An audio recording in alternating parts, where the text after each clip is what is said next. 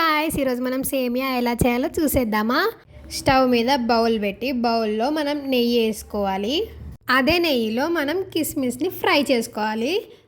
Fry చేసుకున్నాక దాన్ని పక్కన తీసి పెట్టుకోవాలన్నమాట.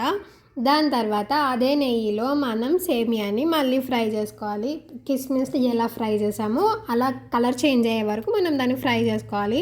ఫ్రై చేసుకున్నాక దానికి సరిపడేంత నీళ్ళు పోసుకోవాలి.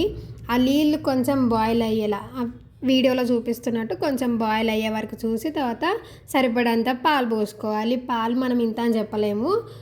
మనం ముందు ఫ్రై చేసుకున్న కిస్మిస్ని అందులో మిక్స్ చేయాలన్నమాట. అట్లా పాలు మొత్తం మరిగినాక మనం షుగర్ వేసుకోవాలి. సరిపడంత షుగర్ తీసుకున్నాక మనం ఇలాచీ లోపల ఉన్న దాన్ని పౌడర్ లాగా దంచుకొని అందులో వేసేయాలి. అది మసాలా లాగా పనిచేస్తుంది అనమాట. సో ఇది మన సేమియా రెసిపీ. ఇంకా కావాలంటే సబ్స్క్రైబ్ చేసుకోండి. బాయ్.